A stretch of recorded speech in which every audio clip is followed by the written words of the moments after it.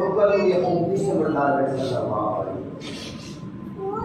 சொர்க்கத்துடைய பொக்கிஷம் கண்ணியமானவர்கள். ஒரு மனிதர் வீட்டிலிருந்து வெளியாகிறாரே, பிஸ்மில்லாஹி தவக்கல்து அலல்லாஹ் லா ஹவுல வலா குவத இல்லா பில்லாஹ். இவர் திரும்ப வீடு திரும்ப வரைக்கும் அல்லாஹ்வுடைய பாதுகாப்பில் இருக்கிறார். பாதுகாப்பு யாரோட பாதுகாப்பு தேவை? கண்ணியமானவர்களே, திக்ர் நன்மை கவலை இல்லாமல் கஷ்டம் இல்லாமல் விபத்துக்கள் வராமல் திக்ர் அல்லாஹ் அவனை தடுக்கும். காரணம் இல்லாம ஜெயில இருக்கிறார். சொல்லிக் கொடுங்க, லா ஹவுல வலா குவத இல்லா பில்லாஹ். காரணம் இல்லை ஜெயில. ஒரு சம்பவத்தை ஸல்லல்லாஹு அலைஹி வஸல்லம் புகாரில வருகின்ற ஹதீஸ். அவுஸ் பின் மாலிக் ரலியல்லாஹு அன்ஹு அவர்களுடைய வீட்டில் இருக்கக்கூடிய அவர்களுடைய மகனை கைதிகள் வந்து கடத்தி கொண்டு போயிட்டாங்க. கைதிகள் வந்து கடத்தி கொண்டு போய் சிறைச்சாலையில் அடைச்சிட்டாங்க.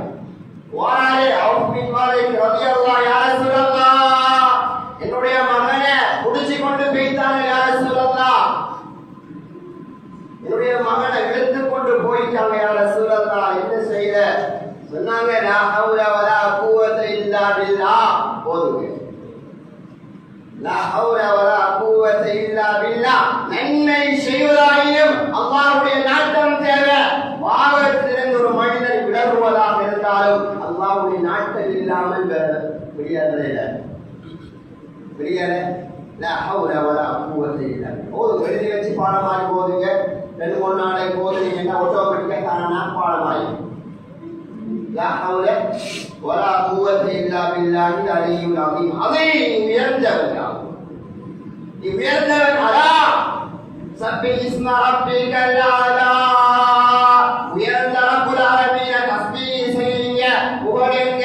ஆயத்துல் குர்சியில கடைசியில வஹுவல் அலியுல் அஸீம்.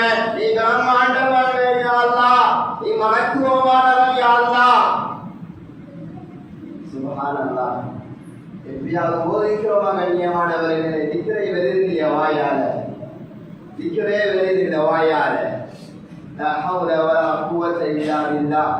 அவுஸ் பின் மாலிக் ரலியல்லாஹு அன்ஹு போதிக்கொண்டே இருந்தார் இந்த திக்ரை. அவர்களுடைய மகன் சிறைச்சாலையிலிருந்து வீட்டுக்கு வருகிறான். கிட்டத்தட்ட சுமாராக 3000 ஆடுகளோடு வருகிறார். வாழ்க்கை கண்ணியமானவர்கள், திக்ரு வேலை செய்ய ஆரம்பிக்கும்.